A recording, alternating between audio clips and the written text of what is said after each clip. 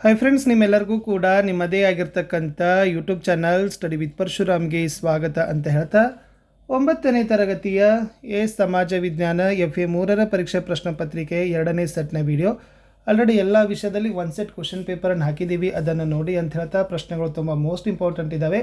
So ದಯಮಾಡಿ ವಿಡಿಯೋನ like, share ಮತ್ತು ಸಬ್ಸ್ಕ್ರೈಬ್ ಮಾಡೋದನ್ನು ಮಾತ್ರ ಮರೆಯದಿರಿ ಅಂತ ಹೇಳ್ತಾ ಈ ವಿಡಿಯೋವನ್ನು ಶುರು ಮಾಡ್ತೀನಿ. ಸೊ ಡಿಸ್ಕ್ರಿಪ್ಷನ್ ಬಾಕ್ಸನ್ನು ಚೆಕ್ಔಟ್ ಮಾಡಿಕೊಂಡು ಚೆನ್ನಾಗಿ ಪ್ರಿಪೇರ್ ಆಗಿ.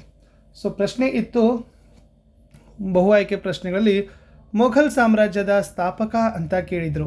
ಆಯ್ಕೆ ಕೊಟ್ಟಿದ್ದರು: ಎ ಬಾಬರ್ ಇದೆ, B Shahjahan, C Akbar, D Aurangzeb. So the right answer is option A, Babar ಅಂತಕ್ಕಂಥದ್ದು ಮೊಘಲ್ ರಾಜ್ಯದ ಸ್ಥಾಪಕ ಆಗಿದ್ದ. ಪ್ರಶ್ನೆ 2, ಚೈತನ್ಯರ ತಾತ್ವಿಕ ಚಿಂತನೆಗಳ ಸಂಗ್ರಹ ಯಾವುದು ಅಂತ ಕೇಳಿದ್ದಾರೆ. ಸೊ ಎ ಚೈತನ್ಯಾಮೃತ, ಬಿ ಚೈತನ್ಯ ದರ್ಶನ, ಸಿ ಚೈತನ್ಯ ಚರಿತಾಮೃತ, ಡಿ ಚೈತನ್ಯ ಪರಿಚಯ. ಸೊ ಚೈತನ್ಯರ ತಾತ್ವಿಕ ಚಿಂತನೆಗಳ ಸಂಗ್ರಹವನ್ನೇ ಚೈತನ್ಯ ಚರಿತಾಮೃತ ಅಂತ ಕರೆಯೋದು. Option C is the right answer. ಮುಖ್ಯ ಪ್ರಶ್ನೆ 2 ಅಂಕದ ಪ್ರಶ್ನೆಗಳು 2 ಇದ್ದಾವೆ. ಪ್ರತಿ ಸರಿಯಾದ ಉತ್ತರಕ್ಕೆ 1 ಅಂಕ. ಪ್ರಶ್ನೆ 3, ರಾಜಕೀಯ ಪಕ್ಷಗಳಿಗೆ ಮಾನ್ಯತೆ ನೀಡೋ ಸಂಸ್ಥೆ ಯಾವುದು ಅಂತ ಕೇಳಿದ್ದಾರೆ. ಸೊ ರಾಜಕೀಯ ಪಕ್ಷಗಳಿಗೆ ಮಾನ್ಯತೆ ಯಾವುದು ನೀಡ್ತದಪ್ಪ ಅಂದರೆ ಚುನಾವಣಾ ಆಯೋಗ ಅನ್ನೋದು ಸರಿಯಾದ ಉತ್ತರ ಗೊತ್ತಿರಬೇಕು. ಪ್ರಶ್ನೆ 4, ಕಬ್ಬಿನ ಉತ್ಪಾದನೆಯಲ್ಲಿ ಕರ್ನಾಟಕದಲ್ಲಿ ಪ್ರಥಮ ಸ್ಥಾನ ಪಡೆದ ಜಿಲ್ಲೆ ಯಾವುದು ಅಂತ ಕೇಳಿದ್ದಾರೆ.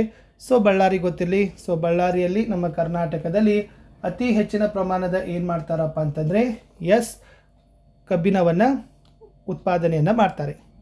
ಇನ್ನು 2 ಮಾರ್ಕ್ಸ್ ಕ್ವಶನ್ಸ್ ಇದ್ದಾವೆ. ಸೊ ಓವರ್ ಆಲ್ 3 ಕ್ವಶನ್ಸ್ ಇದ್ದಾವೆ. ಈಚ್ ಕ್ವಶನ್ ಕ್ಯಾರಿ ಎಷ್ಟಪ್ಪ ಅಂತಂದರೆ 2 ಮಾರ್ಕು, ಟೋಟಲಿ 6 ಮಾರ್ಕ್ಸ್ ಇದ್ದಾವೆ. ನೆಕ್ಸ್ಟ್ ಏನಿತ್ತಂದರೆ ಅಕ್ಬರ್ ಗೆದ್ದ ಪ್ರದೇಶಗಳಾವವು ಅಂತ 2 ಮಾರ್ಕ್ಸ್ಗೆ ಕ್ವಶನನ್ನು ಕೇಳಿದರು. ಅಕ್ಬರ್ ಬಹಳ ಪ್ರದೇಶನ ಗೆದ್ದಿದ್ದಾನೆ. ಮುಖ್ಯವಾಗಿ ಹೇಳೋದಾದರೆ ದೆಹಲಿ, ಆಗ್ರಾ, ಪಂಜಾಬ್, ಅವಧ್, ಬಿಹಾರ್, ಅಜ್ಮೇರ್ ಮತ್ತು ಜೋಧ್ಪುರ್. ಸೊ ಮುಂತಾದವೆಲ್ಲವೂ ಕಡೆ ಏನು ಮಾಡಿದ್ದಪ್ಪ ಅಂದರೆ ಅಕ್ಬರನ ವಿಜಯ ಯಾತ್ರೆ ಇತ್ತು. 6ನೇ ಪ್ರಶ್ನೆ, ಅಂತಾರಾಷ್ಟ್ರೀಯ ಸಂಬಂಧಗಳ ಮಹತ್ವವೇನು ಅಂತ ಕೇಳಿದ್ದಾರೆ. ಏನಪ್ಪ ಮಹತ್ವ ಅಂದರೆ ವಿಶ್ವ ರಾಜಕಾರಣದ ವಾಸ್ತವಿಕ ಸ್ವರೂಪದ ಪರಿಚಯ ನಮಗೆ ಆಗ್ತದೆ, ರಾಷ್ಟ್ರ ಹಿತಾಸಕ್ತಿ ಅರಿಲಿಕ್ಕೆ ಸಹಾಯ ಇದೆ, ವಿಶ್ವ ಎದುರಿಸ್ತಕ್ಕಂಥ ಪ್ರಮುಖ ಸವಾಲುಗಳನ್ನು ಅರಿವನ್ನು ಸಹಿತ ನಾವು ಹೊಂದಬಹುದು, ವಿದೇಶಾಂಗ ನೀತಿಯ ಮಹತ್ವವನ್ನು ಎತ್ತಿ ಹಿಡಿತದೆ, ಅಂತಾರಾಷ್ಟ್ರೀಯ ಸಂಘ ಸಂಸ್ಥೆಗಳ ಮಹತ್ವವನ್ನು ನಮ್ಗೆ ಏನಾಗ್ತದಪ್ಪ ಅಂದ್ರೆ ಗೊತ್ತಾಗ್ತದೆ ಅನ್ನೋದು ನಮಗೆ ಗೊತ್ತಿರಬೇಕು. ಸೊ ಇಷ್ಟು ಏನಪ್ಪ ಅಂದರೆ ಅಂತಾರಾಷ್ಟ್ರೀಯ ಸಂಬಂಧಗಳ ಮಹತ್ವ ಆಗ್ತದೆ. ಪ್ರಶ್ನೆ 7, ಹಣದ ಕಾರ್ಯಗಳನ್ನು ತಿಳಿಸಿ ಅಂತ ಕೇಳಿದ್ದಾರೆ. ಹಣದಲ್ಲಿ ಮುಖ್ಯವಾಗಿ ಪ್ರಾಥಮಿಕ ಕಾರ್ಯ ಮತ್ತು ಪೂರಕ ಕಾರ್ಯ ಅನ್ನೋದು 2 ಬ್ರಾಡ್ ಅಂದರೆ 2 ಮುಖ್ಯ ವರ್ಗೀಕರಣ. ಸೊ ಪ್ರತಿಯೊಂದರಲ್ಲಿ ಬರ್ತದೆ. ಪ್ರಾಥಮಿಕ ಕಾರ್ಯಗಳಲ್ಲಿ ವಿನಿಮಯ ಮಾಧ್ಯಮ, ಮೌಲ್ಯಮಾಪನ.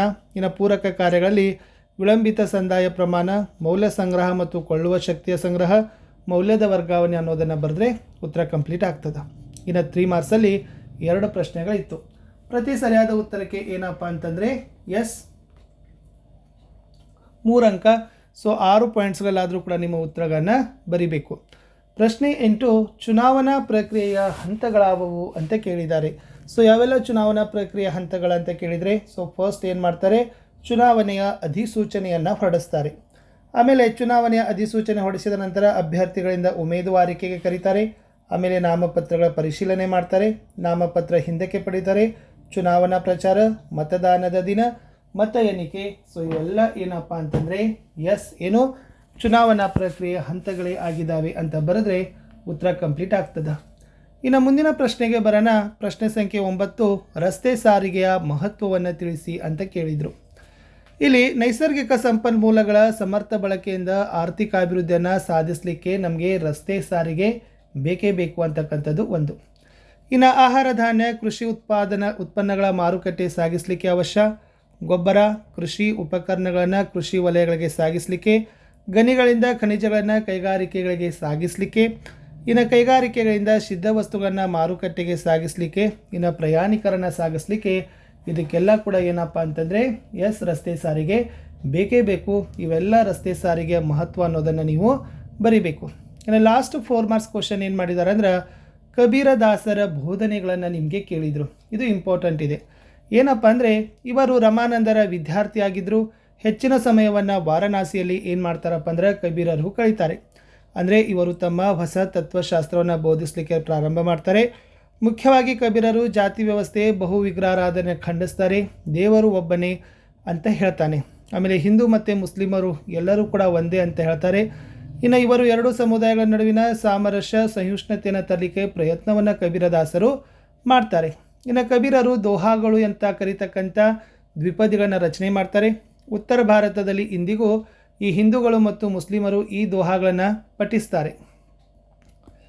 ಇನ್ನು ಕಬೀರರ ಅನುಯಾಯಿಗಳನ್ನು ಕಬೀರಪಂಥಿ ಅಂತ ಕರೀತಾರೆ. ಇವರು ಕಬೀರನ ಮಾರ್ಗದಲ್ಲಿ ಹೋಗೋ ಪ್ರವಾಸಿಗರು. ಕಬೀರ ಓರ್ವ ಭಾರತದ ಒಬ್ಬ ಧಾರ್ಮಿಕ ಮತ್ತು ಸಾಮಾಜಿಕ ಸುಧಾರಕ ಅಂತ ಬರೆದ್ರೆ ಉತ್ತರ ಕಂಪ್ಲೀಟ್ ಆಗ್ತದೆ. ಇಷ್ಟು ಏನಿತ್ತಂದರೆ 9th ಸೋಷಿಯಲ್ ಸೈನ್ಸ್ನ ಇನ್ನೊಂದು ಕ್ವಶನ್ ಪೇಪರನ್ನು ಹಾಕಿದ್ದೀನಿ. ಸೊ ಚೆನ್ನಾಗಿ ಪ್ರಿಪೇರ್ ಮಾಡಿ ಅಂತ ಹೇಳ್ತಾ ನಾನು ಸಿಗ್ತೀನಿ ಹೊಸ ವೀಡಿಯೋದಲ್ಲಿ. Until take care.